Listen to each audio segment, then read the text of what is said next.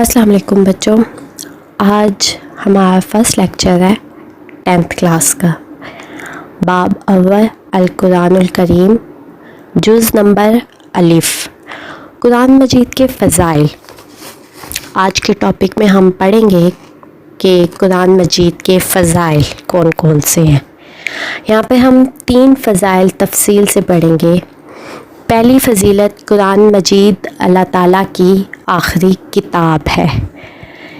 ये किताब अल्लाह ताला ने अपने आखिरी रसूल हज़रत मोहम्मद सल्लल्लाहु अलैहि वसल्लम पर नाज़िल फरमाई।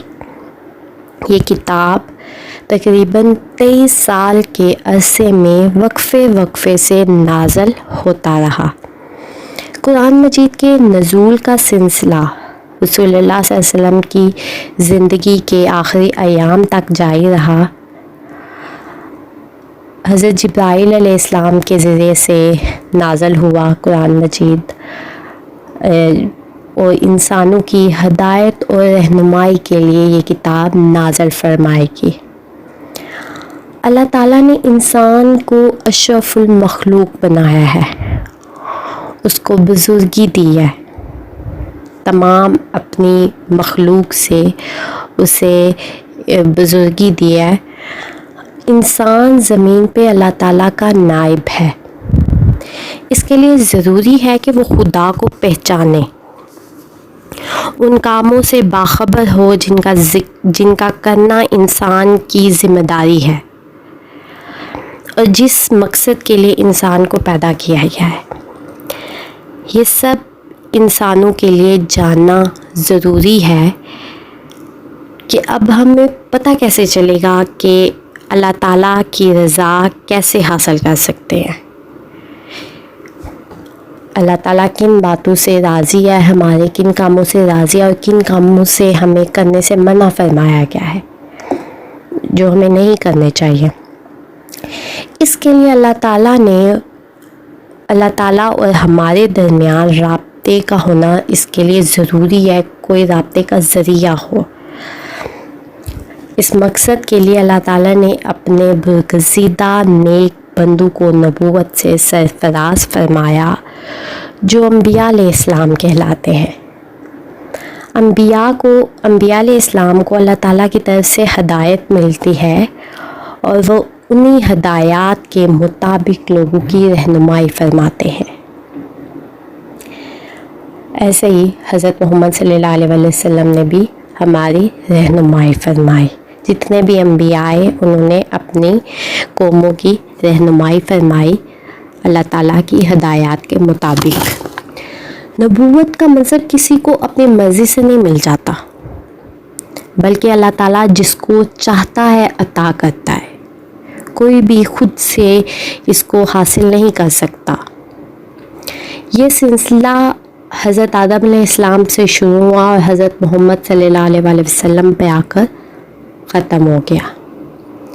ऐसे ही किताबों का सिलसिला भी, इल्हामी किताबों का सिलसिला भी कुरान मजीद पे आके ख़त्म हो गया। पहले इल्हामी किताबें आई और उसके बाद सहीफ़े आए और आखिरी किताब कुरान मजीद।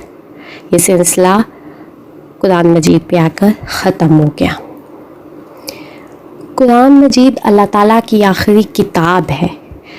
इसके बाद कोई किताब नाज़िल नहीं होगी। इरशाद बारी ताला है, आज मैंने तुम्हारे लिए तुम्हारा दीन मुकम्मल कर दिया और तुम पर अपनी नेमत तमाम कर दी। इस आयत से हमें पता चलता है कि कुरान मजीद अल्लाह ताला की आखिरी किताब है। अब कोई किताब नाज़िल नहीं होगी। हमारी इस टॉपिक की दूसरी फ़जीलत है, कुरान मजीद हदायत की आखिरी और मुकम्मल शक्ल है। जो कुरान की दूसरी फ़जीलत है वो ये है कि वो मुकम्मल है, हदायत की मुकम्मल एक शक्ल है जो क़यामत तक बनी नू इंसान के लिए सामान हदायत और नजात है। पहली इल्हामी किताबें सिर्फ़ ख़ास कौम और इलाके तक महदूद थी। सिर्फ वो जिस कौम पे नबी आते थे वहाँ तक ही वो किताब होती थी और वो उन हालात کے لیے ہی ہوتی تھی، جبکہ قرآن مجید دنیا کے تمام انسانوں کے لیے ہے۔ اس کتاب کی تعلیمات تمام ماحولوں اور علاقوں اور تہذیبوں کے لیے مکمل رہنمائی فراہم کرتی ہیں۔ قرآن مجید میں ارشاد ہے، یہ کتاب تمام جہانوں کے لیے نصیحت ہے۔ یہ کتاب انسانی زندگی کے تمام پہلو کا احاطہ کرتی ہے اور زندگی کے ہر شعبے میں رہنمائی کرتی ہے ہماری۔ یہ انسانی زندگی کے انفرادی پہلو سے لے کے حکومتی معاملات چلانے تک انسانیت کی رہنمائی کے لیے مکمل ضابطہ حیات مہیا کرتی ہے۔ سیاسی، معاشی، معاشرتی، قانونی، تعلیمی، الغرض ہر میدان میں انسان کی مکمل رہنمائی کرتا ہے قرآن مجید۔ مزید یہ کہ نجی اور اجتماعی مسائل حل کرنے کی صلاحیت رکھتا ہے قرآن مجید۔ اسی کے بارے میں حضرت عبداللہ بن عباس فرماتے ہیں کہ اگر میرے جوتے کا تسمہ گم ہو جائے تو میں اسے قرآن مجید میں تلاش کرتا ہوں۔ اس مثال کا مقصد تھا کہ صحابہ کرام معمولی مسائل بھی قرآن کی مدد سے حل کرتے تھے۔ اس کے بعد ہماری آج کے ٹاپک کی تیسری فضیلت ہے قرآن مجید کی تاثیر۔ قرآن مجید کی تاثیر کہ کیا ہے قرآن مجید کی تاثیر، اس نے کیا لوگوں کی زندگیوں پہ کیا اثرات مرتب کیے ہیں۔ قرآن مجید کے اولین جو مخاطب تھے عرب تھے، جن کے ساتھ قرآن مجید پہلی بار مخاطب ہوا تھا، وہ عرب قوم تھی جن کی جہالت ضرب المثل تھی، یعنی مثال کے طور پر ان کی جہالت مشہور تھی۔ وہ بتوں کی پوجا کرتے تھے، ناحق مال کھاتے تھے، عورتوں کو عزت نہیں دیتے تھے، بچوں کو زندہ دفن کر دیتے تھے، یتیموں سے ناانصافی کرتے تھے، ان کو حق نہیں دیتے تھے،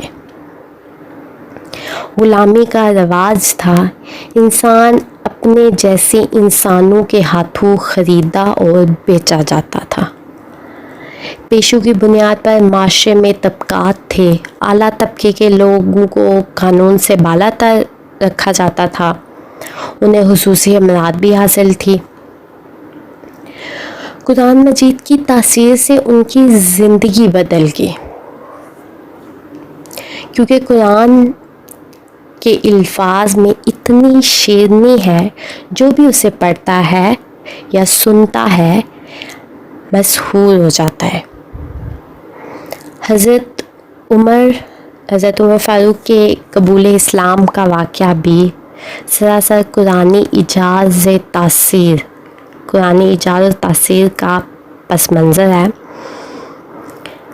ان کی بہن اور بہنوئی جو اسلام قبول کر چکے تھے، جب حضرت عمر نے اپنی بہن فاطمہ اور بہنوئی حضرت سعید بن زید کی خبر لینے کے لیے کی غرض سے ان کی طرف گئے، غصے میں ان کے گھر کا رخ کیا، وہاں کافی مکالمات کے بعد جب حضرت عمر فاروق نے قرآن مجید کی تلاوت سنی تو ان کے دل میں ان کا دل قرآن مجید کی تاثیر سے بدل گیا اور انہوں نے اسلام قبول کر لیا۔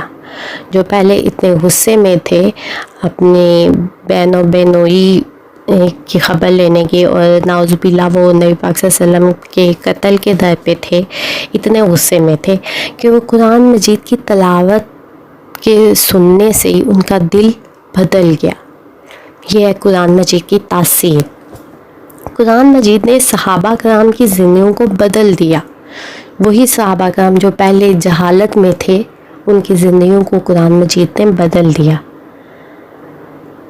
اور یہی صحابہ کرام یہ دنیا کی انتہائی مہذب قوم بن گئے۔ پھر انہوں نے باقی دنیا کو تہذیب کا درس دیا۔ علم کو عام کیا، انسانی ترقی کی راہیں کھول دی۔ یہ سب قرآن مجید کی تاثیر سے اسلام آنے کے بعد ان کی زندگیوں میں یہ تبدیلیاں آئی۔ آج کے ٹاپک میں یہی 3 فضائل تھے۔ نیکسٹ ہم قرآن مجید کے فضائل اور برکات پڑھیں گے۔